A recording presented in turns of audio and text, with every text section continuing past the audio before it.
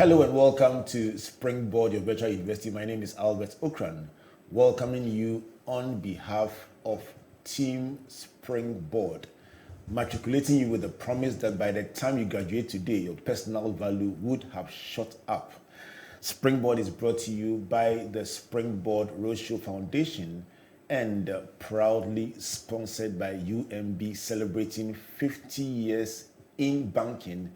MTN, Pulse, Just Be, and the Enterprise Your Advantage. Of course, and Central University, Ghana's premier private Christian university, our media partners, the Multimedia Group, and the Graphic Business. So today we have a simple show for you as the year draws to a close, especially those of you in business or considering business. A few ideas and opportunities to take advantage of. Our show is simple. It's themed Create, Don't Compete. Create, Don't Compete. And it's inspired by the thoughts of W. Chan Kim, the author of the book Blue Ocean Shift. And he has a simple concept about blue oceans. He says, listen, if you want to go or shift into a blue ocean, systematically move your company from the cutthroat markets with red blood and sharks to a blue ocean with no competition and move your people along. Simple concept. Is it possible? Are there blue oceans we are not spotting in the country? Business areas that we have not looked at that contain untouched and untapped opportunities. If you are one of those people saying, show us where the opportunities are, this show is dedicated to you today because there are some blue oceans to tap into. My guest for today, Philemon Okyere Danquah, is the General Manager Corporate Banking at UMB Ghana, one of our big partners here at the Virtual University. And Phil has been doing leadership in the banking sector for years, having done Barclays, now ABSA, Standard Chartered Bank, Stanbic Bank, and apart from his work overseeing corporate banking, Phil has a background that I love. Thanks, in Albert. Climate and renewable energy finance. I just like it. From the Frankfurt Business School. I didn't know that about you. I thought I knew you well, but this part of your life is not something I've chanced on. Welcome to Springboard anyway, Phil. Thank you. It is the blue ocean part of my life. Yeah, it's the blue ocean. It is the blue ocean part of my life. Wow. Thanks for having me, Albert. Yeah, good to see you. Climate and renewable energy finance. It's a nice one. Tell me, how's the year been? No, I think it's been fulfilling. Yes, we are in a challenging times, I should admit, but several opportunities to also harness on for businesses, for us also as a bank and as an individual. So I think we've picked the brighter side of life in these challenging times. So advancing great, yeah. Indeed, indeed.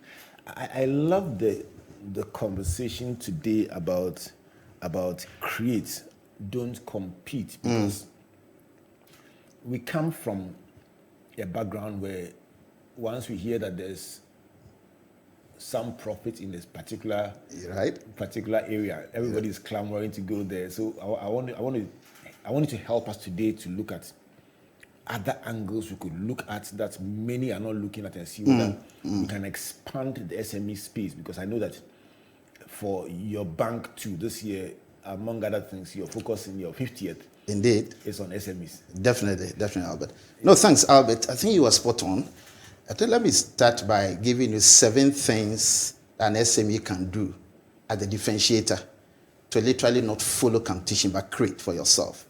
First, number 1, if you fail to plan, you plan to fail. So you will need to have a deliberate plan of why you are going into any specific enterprise or agenda. So that's number 1. Then number 2, there should be proof of concept. So with my expertise dealing with SMEs from the Barclays days through the Stanbic days, there should be proof of your concept at any point in time. So that passion you have, that idea you have, you should have a germination period to prove that concept. Then, so if I understand you right, when you say proof of concept, you're saying that before you ask somebody to follow you on the journey, it should have been tested? Definitely. Okay. Tested, tried, and proven. Okay. It might not be by yourself, but understand that scripture says there is nothing new under the sun. There might be people that have gone ahead of you on that journey. Okay. So you need to now take it to that proof of concept. Okay. Then beyond that too, for you to ensure that there is sustainability around that plan, You need to be passionate once you get that understanding. So be passionate about that idea to follow through. Then you got to be determined. A lot of things will come at you as an SME, as a business enterprise. But where determination exists, failure can never dismantle the flag of success. So you need to be determined that you are starting a journey and you follow through to end. There should be a differentiator. You are unique in yourself by the way God made you. There are no two businesses the same, no two human beings the same. So what will be your differentiator? Identify that differentiator. Will it be quality of your product? Will it be the way you move it from production to the consumer? Will it be customer service?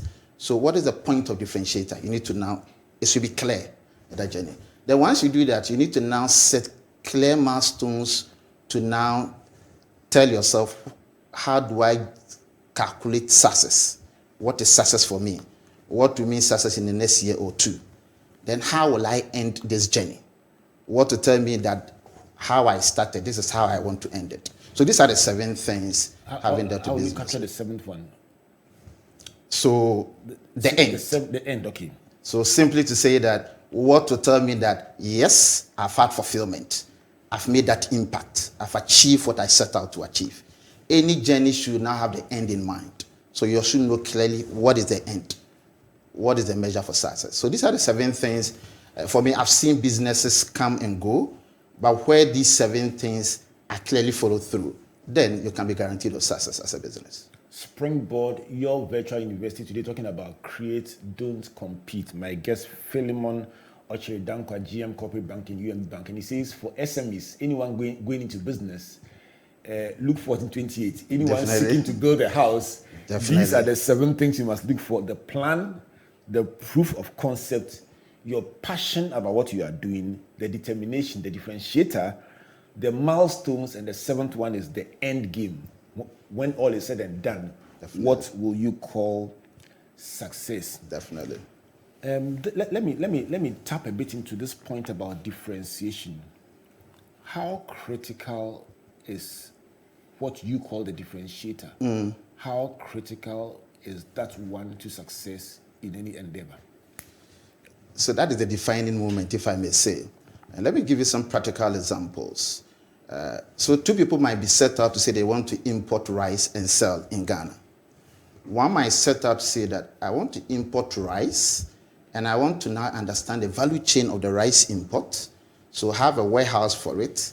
Once I do that, I want to create these sustainable jobs and ensure at the end of the day, I now also give back to society. So that person has defined the purpose, why he's going into it. Another person was set out to say, I've seen there's money in rice import. Let me also get into it. So we'll also move in there without any process, no strategy. We'll also bring it in. What is the differentiator here? Somebody understands clear plan strategy and want to ensure that he impacts society. So he will follow through so he makes that impact. The other has no plan. He just also wants to make money.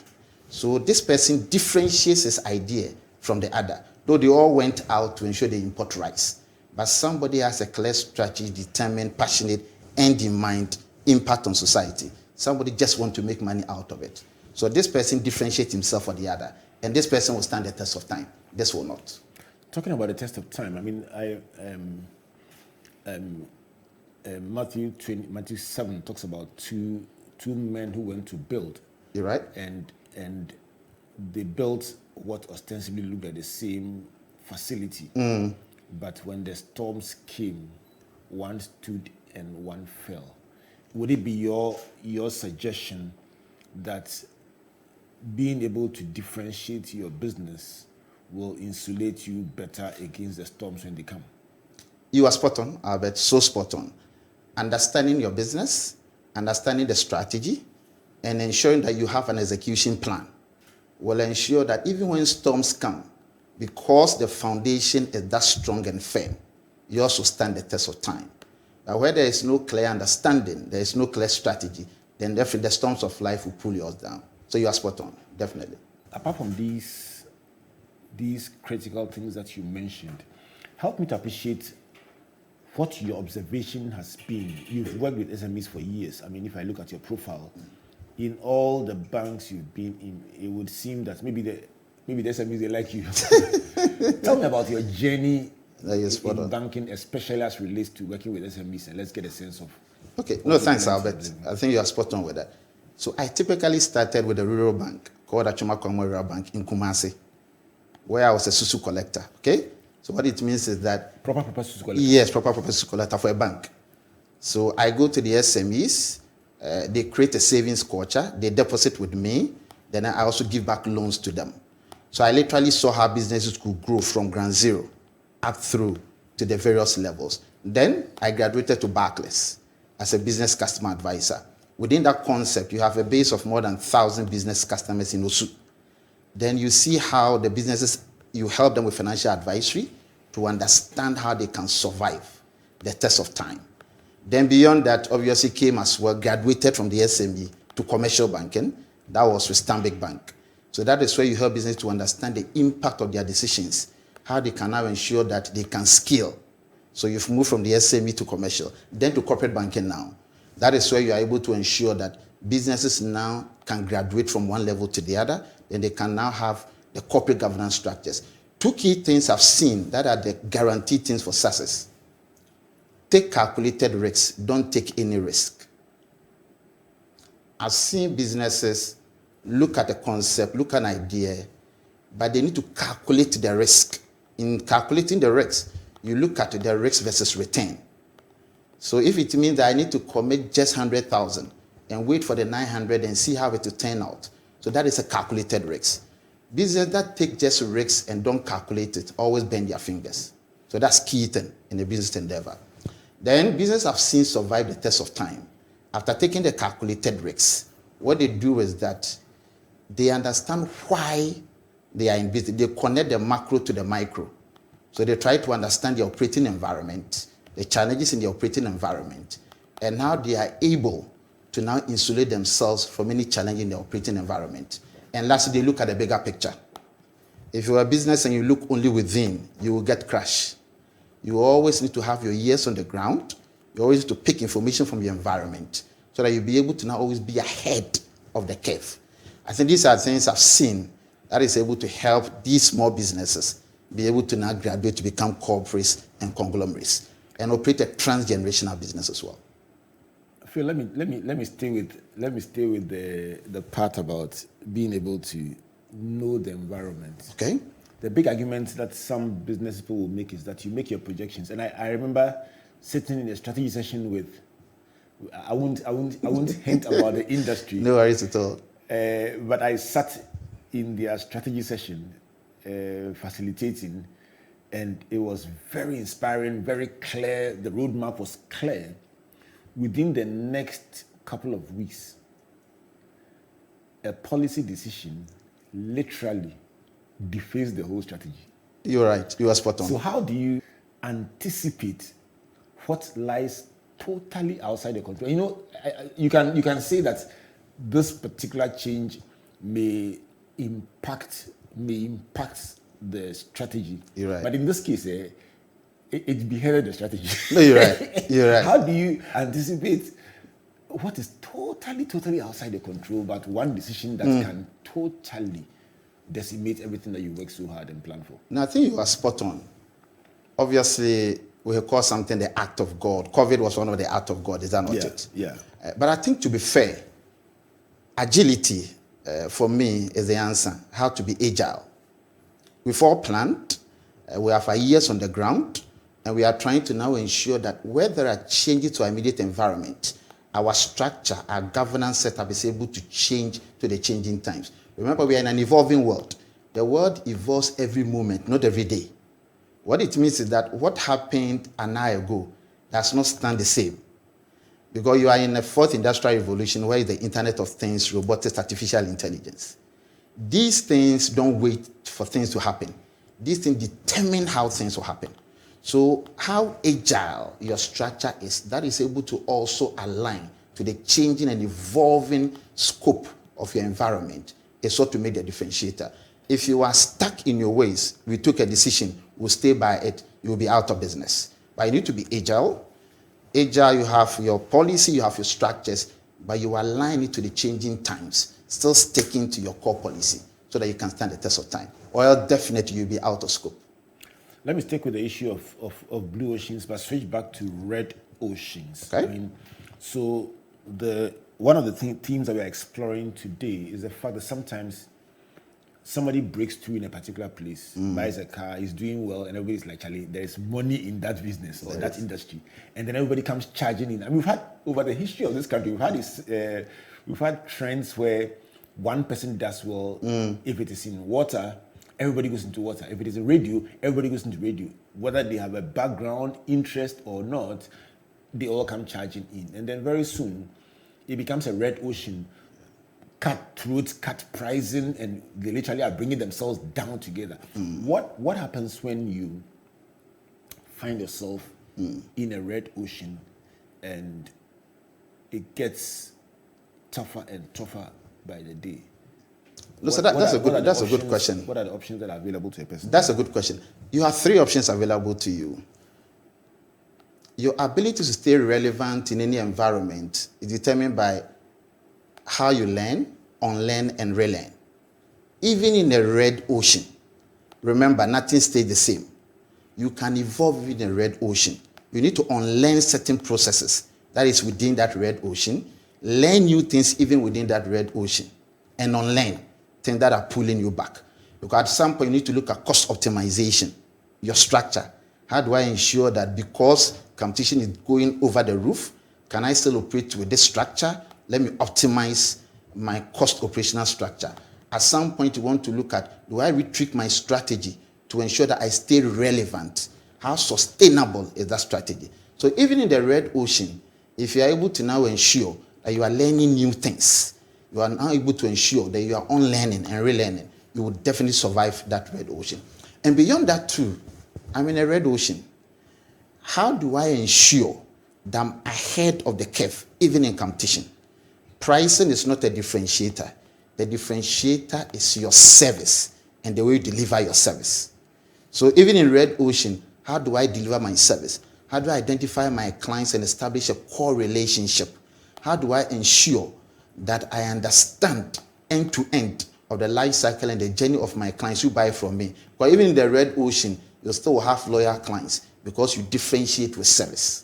So that's also key in a red ocean. And lastly, in a red ocean, in this life, where you are determined to succeed, failure can never dismantle the flag of success. So how determined are you and what is keeping you in the red ocean? So if you are determined and you know your destination, then you will still be in the red ocean and you will succeed.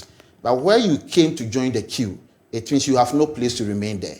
So obviously, the system will take you out. But where you had clear understanding, passion, you follow through a strategy, even in a red ocean, you will stand the test of time. Is there an instance when, even though you are a first mover or a pioneer in a field, looking at the environment, you say this industry has dried up or become choked with price cuts and so on, and therefore you must move and leave it all together? No, thank you for asking. Every business goes through a life cycle. So you start, obviously, at the beginning stage, you go to your growth stage, you get to the maturity stage, then you begin to decline. So you need to understand each of the stages you are. So you might have received a first mover advantage. What savings do you build with your first mover advantage? So that when you get to your maturity and decline stage, you begin to diversify. And every stage of your business life cycle has different strategies to employ. If you begin to get to the maturity and decline, you need to diversify. Once you diversify your base, yes, that business is still there, but you have different revenue streams that is feeding your business. That will ensure that you stand the test of time. So over time, you can literally even pull off that old business, but you still would have created several revenue streams in different businesses out of the business you started. So the ability to understand what to do at the various life cycle stages of your business will ensure, even at the point where indeed, so if you are dealing with Nokia at a point, even the technological advancement at a point might tell you that a young phone, if that's what you're importing, people are not interested in. So if you have studied the life cycle of your business, you would have saved to diversify and move into various other technological base. Maybe provide services to those within that scope. That will ensure you stand the test of time. I'm going to go for a brief break. When I come back, my interest is going to move to that part of your life that we've not spoken about in our previous engagements. The blue ocean part of my life. Yes.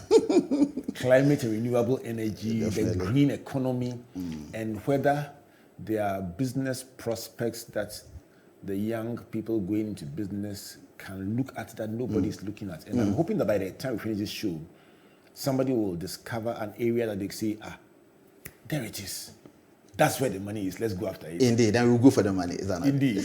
This is Springboard, your virtual investing. My guest, Philemon Okyere Danquah, helping us to appreciate a few rudiments that SMEs must engage with as they begin to wrap up the year 2022 and build up to the new year ahead of us. And he's sharing a few thoughts that I would like to keep on top of your mind, that for a business, have a plan, the proof of your concept, the passion, determination, the differentiator, the milestones, and ultimately the end game. What is success for you? He's been talking also about the importance of having a differentiator, and then that interesting journey, first as a zoo collector, and then through managing SMEs, and then onto commercial banking and corporate banking.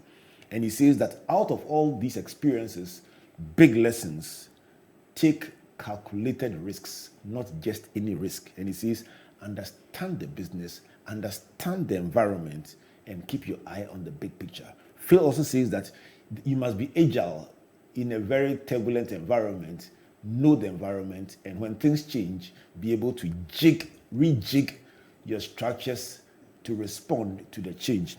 And on a blue ocean, he says, learn, unlearn, and relearn to stay relevant in that turbulent market. We'll go for a brief break. When we come back, let's explore that area no one is looking at.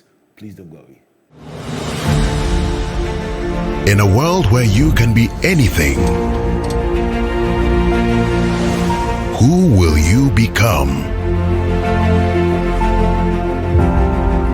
When you can go anywhere and never be alone, how far will you go?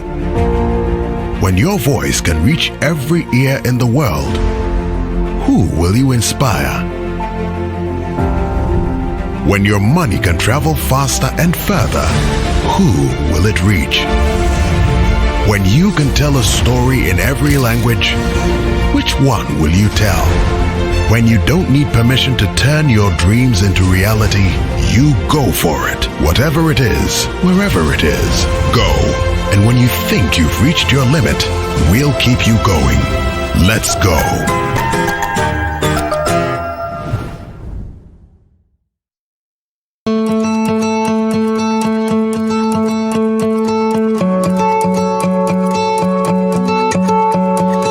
At Central University, we are not just giving theoretical knowledge, but also real-life practical immersion. Our projects and research are targeted at solving real-life problems within our built and natural environment. My name is Che Joseph Bafo, an architecture student. The faculty and facilities available to us make us industry-ready. The project I'm working on recently won an award when my colleagues and I visited the Netherlands. Central University makes you industry-ready.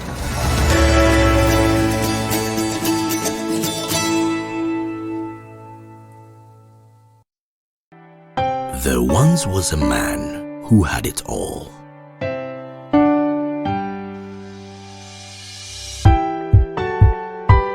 He had skill, he had charisma.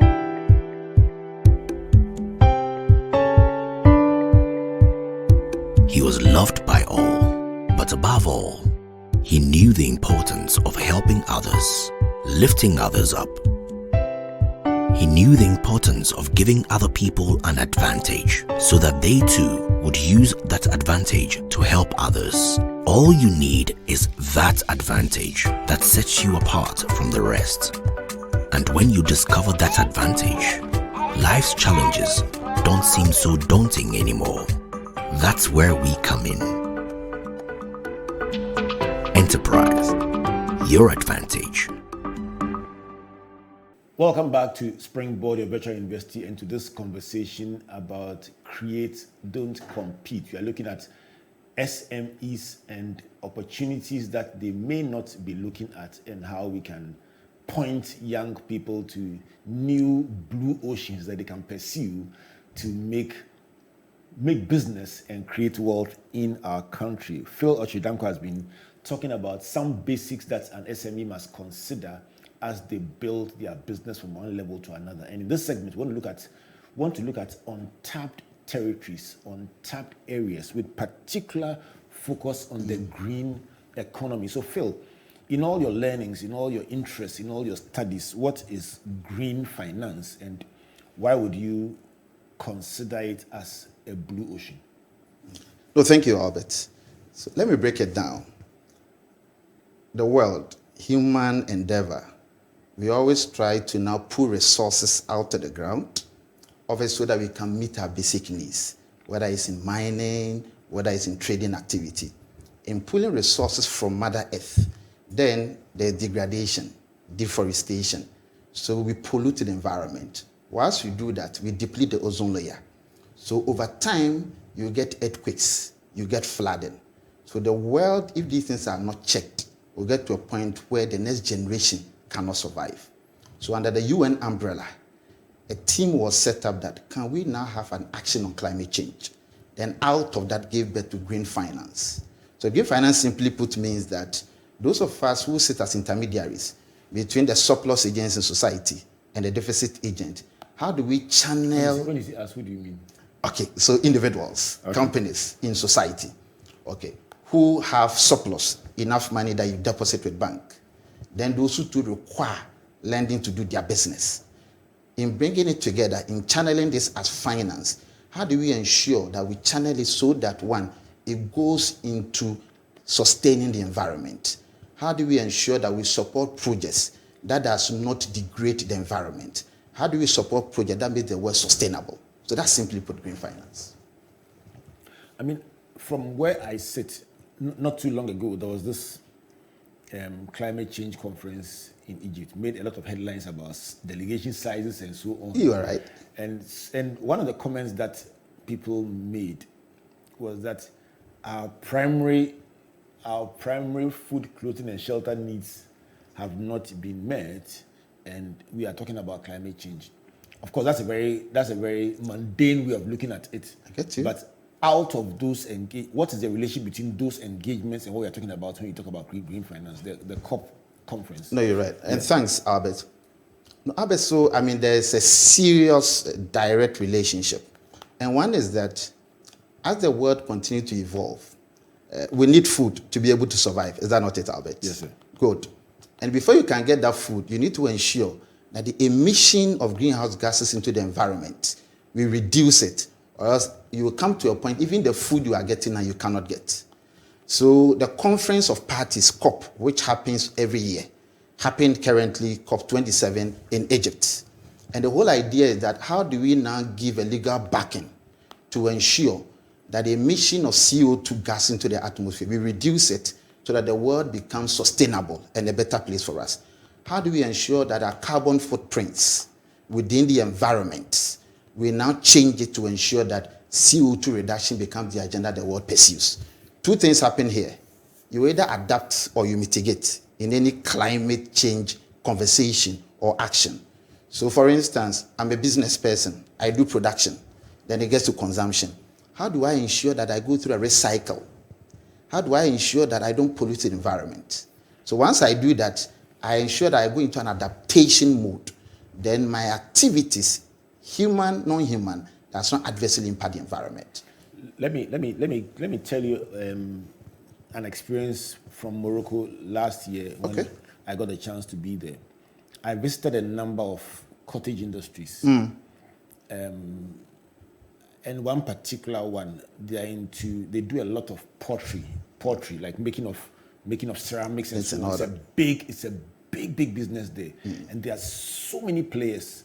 And everywhere I went, I saw that they had this gas burner installed. So I engaged the people and they said, a year before or recently, their government made a rule that for environmental sustainability, each of them should move away from the original furnace, the kind of production methods they were using that was having a negative impact on the environment. And so for that reason, their governments literally supported with funding for everyone to acquire the gas burner to be able to efficiently produce the poultry, and it was standardized across the whole country. Is that what you mean when you say that green finance is about channeling financial resources in a way to businesses that do their business in a sustainable way, preserving the environment? Is that what you're talking about? That's really what we're talking about, and even more.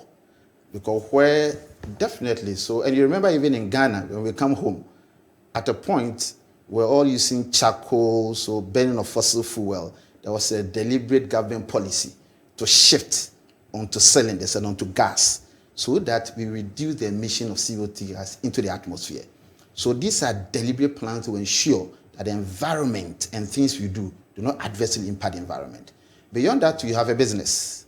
What you do, you have obviously waste that come out. Deliberate government policy that tells you that, can we get into recycling? Can we now look at how we dispose our waste?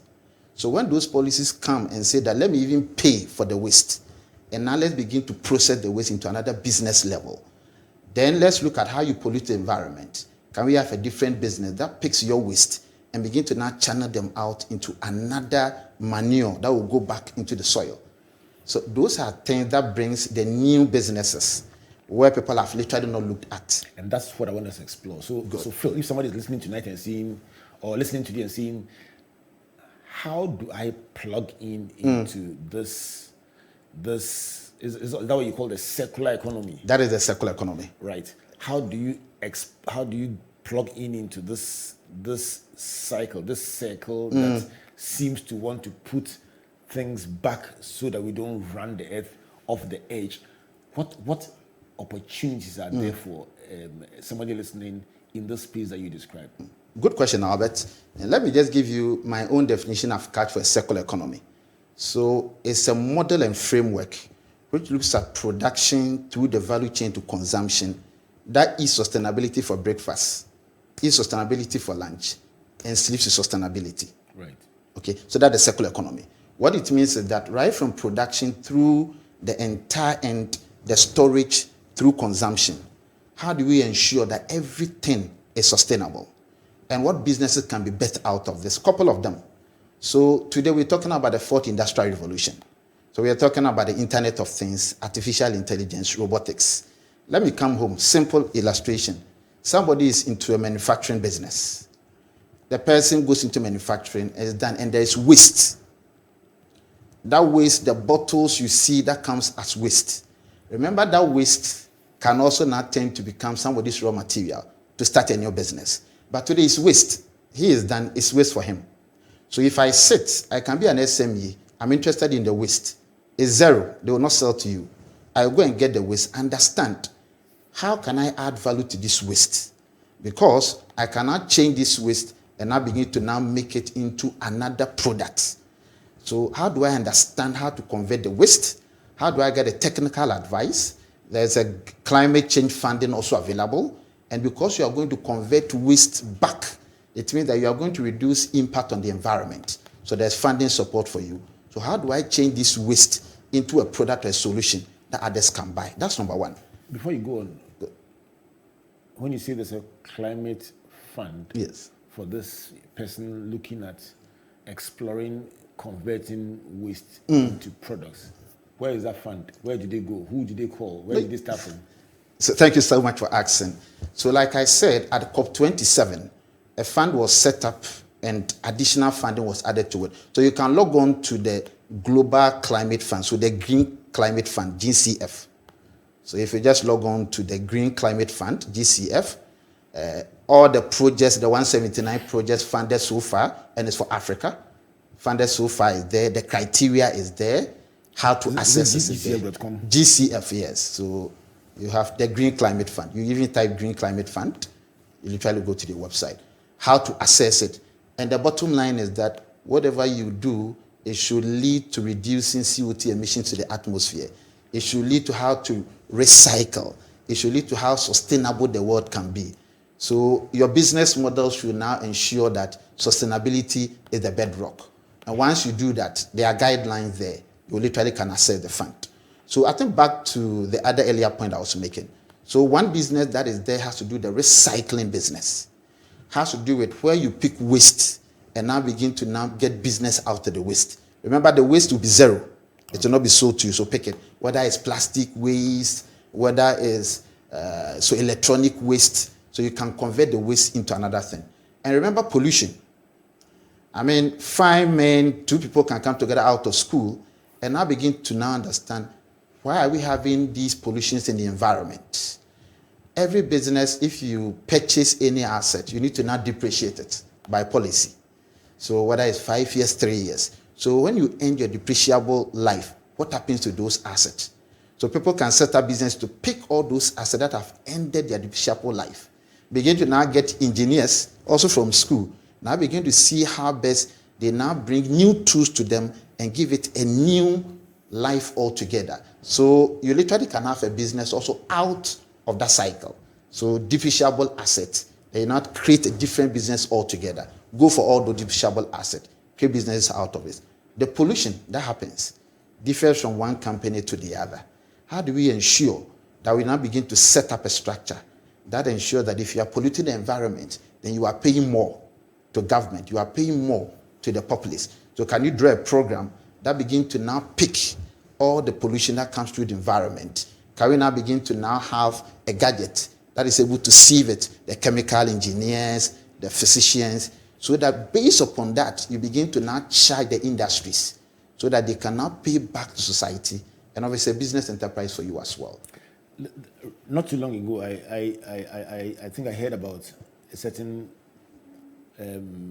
policy that sought to restrict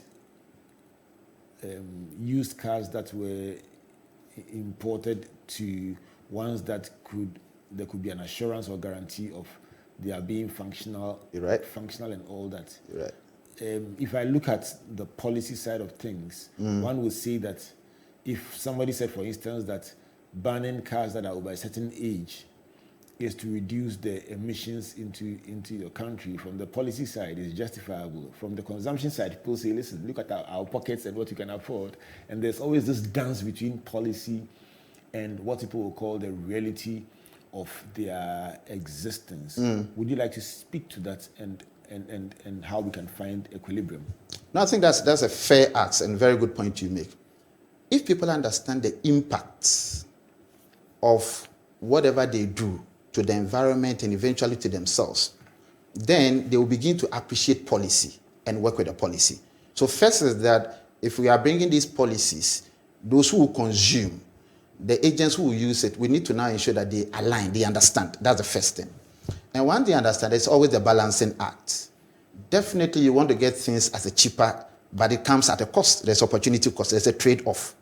So once you understand the impact of continuing to bring in overage vehicles and the CO2 emissions to the atmosphere, the fact that you get diseases, the fact that you are now going to kill yourselves. So when people begin to understand it this way, they say, oh, really? Okay, then how can we make the ones we produce here, and I will set up manufacturing plants here, how can we make it affordable? So that we don't kill ourselves, so that we live in an environment which is more conducive, so that our footprint ensure that the next generation, we don't deplete it for them. That it helps for understanding so that we all can now do the trade-offs. Before I come to trade-offs, I'm going to come to what your bank and by extension, what the financial sector can do for that young person listening today. But when you talk about our responsible handling of our environment, my mind goes to Galamsey and say, Phil, if something so obvious, I mean, when you talk about carbon emissions, you're right. You have to imagine it. I mean, no matter what you see. But when it comes to water pollution, you can see the color of the water. I mean, even if you don't want to see it, you can see it. You can. So if something as obvious as that, we still blatantly pour cyanide and other poisons into our water, knowing very well that just 100 meters away is a village that drinks that water. What makes you think that people will be even circumspect about what they burn, what goes into the environment. Have we shown ourselves to be conscious and responsible for environmental preservation? No, thank you, Albert. So I asked myself, other countries that are getting up there, it's around leadership, it's around how we explain to people to understand the impact of what they do on the environment. So imagine that you are a Galamsey person, you go to throw that chemical in that water, your mom stays in about 5 towns, but remember the water flows. Your mom picks the water, then obviously your mom gets cancer, your mom is dead. Doctors now tell that, oh, we've done the detection. It's because you drank from this water and you were the cause of it. But remember, because at this stage, the structure is not such a way that people are able to understand the causes of all these deaths and strange things. They are unable to link their activity to the harm they are causing, but it's causing dangerous harm. So I think it's for us leaders, for all of us, to continue to bring to bear the impact of all activities. And I think responsible mining is what the agenda has been in sustainable mining. So like community mining, like a structure and scope, so that you do it responsibly, so that you don't hurt other people, still get the resource from the ground. And anybody at all can relate to this. Let's do it responsibly. So risk versus reward.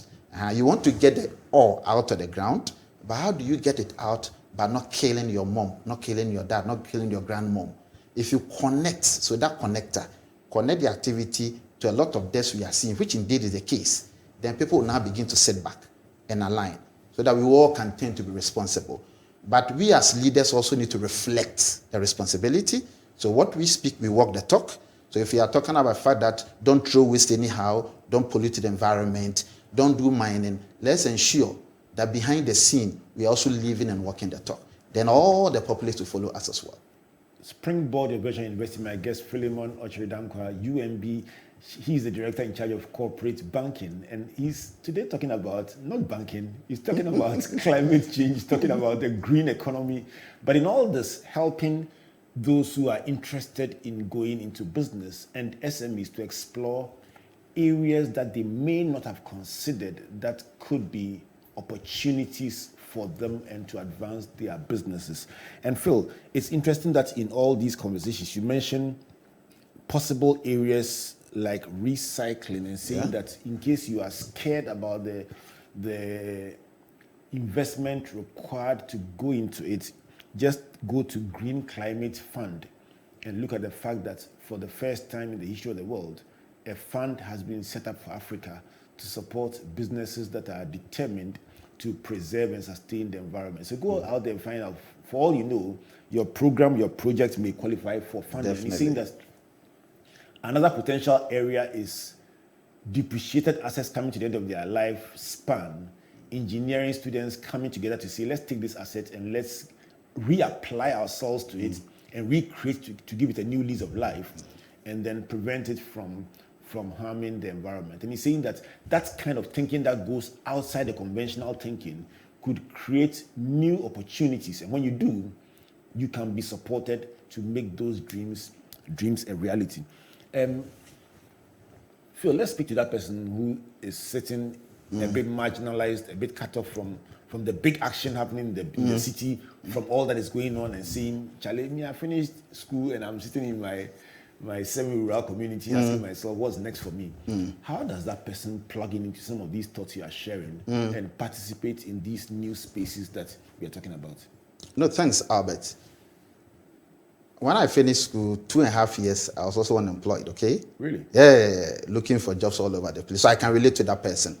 But remember, David had to shine because Goliath has stood up and the whole world has shattered for Israel. Nobody was coming forth. There was fear and panic in society. Everything had given up. So in times of crisis, that is where giants are born. In days of adversity, that is where you see new businesses that will survive the test of time come out. So I want to speak to that person that get out of your shelf. You are unique in your own way. Believe in yourself. Be determined. You will succeed.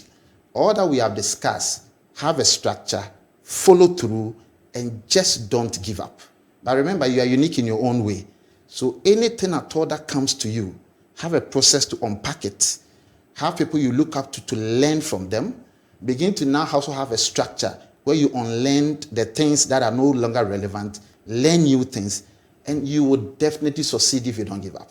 So these times are times that we can literally give birth to the new generation, new businesses, and at the new industrial revolution. Several opportunities. Don't give up. The thing you thought about yesterday, start it, write it down, and begin to think through. Ideas will come, and you will certainly harness it at work. So don't give up at all. Let's come to the role of the bank. You work with a bank that is championing SMEs. You're right. Where does your bank sit in all this conversation? No, thank you so much, Albert. So, like I've always said, we are leveraging on our 50 years strength in the wholesale equity we have to develop small, medium enterprises. And we do it in three folds. One is that I think financial advisory for us. So we take the SME through an incubation process. First is to understand that business and help you to understand your operating environment and the governance structures, because if there is one thing that SME feels about, is corporate governance. So the governance structures you can put in. Then because the bank has been here 50 years, we have seen various businesses go and come. So all the experiential knowledge, we've built our team with that capacity. So they ensure you that they take you through that journey. And because they are with you as partners, it means that we have a program that ensures that whether you're in the agri sector, oil and gas, because we are sector-based, we build sector expertise, that now draws that strength for you so that you don't repeat the mistakes of your fathers or your mothers, because you are able to now have a different route based upon this expertise so that your business can succeed with us. Then beyond that too, obviously we provide support, whether it's cash flow lending, whether it's working capital support, but the support is provided when we understand the basic needs, the cash flow needs, and how we align your business cash flow to your ultimate aim so that you can achieve your business growth. So we always help you to draft your short-term strategy to your long-term strategy and stay within that strategy so that you can make impact. The bottom line is that what you do, what is the impact on society? What sustainable jobs are you creating? How are you able to now leave this business so that it's transgenerational? So these are the model we run now, and we seek to now advance on the model to ensure that we are now getting closer to this. So if there is a SEC, we call it value chain banking. If we see you in the agri sector, and if it's palm oil, we understand the end-to-end of palm oil with our partners. Then we help those in that value chain so that you can grow together as well with our SME model. So you're looking at a three-pronged approach. First, the incubation, which basically is financial advisory. You're right. Then the support, which is cash flow lending and You're other right. financial interventions. Definitely. Now you're looking at value chain banking, where you're seeing that up and down the value chain, if there are other things you can get involved in, We can assist you, definitely. Great. Phil, as the year draws to a close, it's been a very interesting year. Somebody says it's been a year of two worlds. Indeed, it has been. Great opportunity, but also great disruption. It has been. What will be your closing thoughts to somebody sitting out there looking and saying, Charlie, as the guys say, the year is coming to the year is coming to a close. Oh, you're right. What will be your word to that person listening who says, Charlie, what do I do as I count down the days to the end of the year? What can I do? Where can I turn to? How can I pick myself up to go into 2023 with hope and aspiration? What will be your thoughts? No, thanks, Albert. Permit me to just pick a reference from the Bible to just encourage that person. Scripture says a living dog is better than a dead lion. One thing I want to tell you is that once you have life, you have hope. So it's been a tough year. There are turbulence all over. And I empathize with those who would have lost a business or the other. There's some dangers on any investment, anything you have lost. But remember, the same mind, the same you that created those businesses, those opportunities, once you have life, you can recreate and now multiply it by 10 or 100. So first, appreciate what has happened, and now tell yourself that you are determined to ensure that you excel, and it shall be well with you. Let's not give up at all. Let's tell ourselves that we can create more businesses even in these trying times. And like I told you about David, it was a time that everybody had literally catch back. People realized that they could not survive Goliath. But David had to come and stood the test of time. And I will all mention the name of David. So I want to encourage you, stand up as David in difficult times and be counted. Thank you very much. Thank you very much, Philemon Okyere Danquah, for sharing these thoughts with us. And it's a very good note on which to bring this program to a close. And for anyone who may just have joined us, you are in good luck, because I'm going to give you a few thoughts that Philemon Okyere Danquah of UMB, the head of corporate banking, has been sharing with us. First of all, concerning SMEs, he's been saying that there's 7 things that are non-negotiable for every SME, and these are the foundations that, from years of working with them, he has seen the ones that have worked and endured and grown and sticking with. The 1 is a plan, and 2 is a proof of concept. You don't pick something off the shelf and just bring it and say, let's run with it. It must have been tried and tested and proven. The 3rd is passion. The 4th is determination. The 5th is your differentiator. The 6th is milestones, and the 7th is the end game. What do you have in mind? And these 7 things are his first point for all SMEs as your key focus areas. The second thing Phil has said is that your differentiation point is the beginning and the end of your business. Knowing what you are doing in the business, your strategy, and what you are trying to achieve will help you to stand out from those who come and hang around it just because they want to make some money. And when the storms and the winds come, your foundations will be strong and you will remain standing when others fall. The 3rd point is traveling with us, a journey he's made through his banking career, starting as a sous collector with a rural bank and going into commercial banking, then into corporate banking, and the lessons learned. And the key lessons really are about taking calculated risk, and then understanding why you are in business, understanding the environment, and keeping your eye on that big picture. He says these are the things that he has learned by observing. The 4th is about agility. He says the systems will sometimes rock your very foundations, but be agile and be able to amend and adapt your structures and systems to respond to changes in the environment. The 5th is about when you are in a red ocean. He says you must learn, unlearn, and relearn by asking questions about your sustainability and relevance. And very importantly, don't go into cutting prices just by heart to stay in business.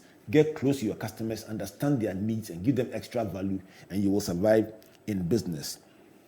He says on life cycle that when things are becoming murky in a red ocean, ask yourself, which part of your business life cycle are you in? Are you in the beginning, growth, maturity, or decline stage? Because that will determine how to respond with your strategy. And sometimes all you need to do is diversify and bring in fresh income streams to stay ahead of the market. The 7th point points about green finance. He's saying that it's really about channeling resources to areas or business or projects that seek to keep the world going on and keeping the world sustainable. And this is an area that people should show interest in because money is beginning to move in those directions. The 8th is about what he calls the circular economy. He says it's simply about sleeping, eating, and drinking sustainability. And he says that if you begin to think around things like recycling, things like regeneration of depreciated assets, you can move into those areas and access funding from the Green Climate Fund to move your project. And the 9th thing is about his bank's role. UMB says it's 3 things. Basically, incubation, that is financial advisory for your business, and then support, providing cash flow lending. The 3rd one is the value chain banking, where they try to understand everything you are doing, the length and breadth, and traveling along with you. And the final point really is that he says, in times of turbulence, as the year draws to a close, don't just fold your arms and give up, because a living dog is better than a dead lion. As long as you are alive, there is hope. Just push, and God will crown your efforts with success. Phil, Albert, thanks for sharing these amazing thoughts with us. You're welcome. And we look forward to traveling the journey together in the year 2023. Definitely. Our best wishes to the entire team at UMB. Thank you so much, and thanks for having me here too. Let me give you a minute to speak to your clients before we sign off. No, so thank you very much. Just want to say that, we're extremely grateful. We are here for 50 years because you've made it so. We are definitely on a new path with you to recreate a new world of impact. So once again, thank you. Let's continue to create businesses together, continue to impact our society. So thank you very much. And the words are thank you as we draw close to the end of this year, and this has been Springboard, your virtual university, with my guest Philemon Okyere Danquah of UMB Bank, Head of Corporate Banking Division, and I trust that you've learned from this experience. My name is Albert Ocran, thanking you on behalf of the Springboard Ratio Foundation and our partners UMB Bank, MTN Pulse, the Enterprise Group, Central University, and our media partners, the Multimedia Group and the Graphic Business. On Tuesday, the full transcript of Phil's thoughts will be captured in the Graphic Business. Till we come your way again, my name is Albert Ocran, saying God bless you, and God bless you.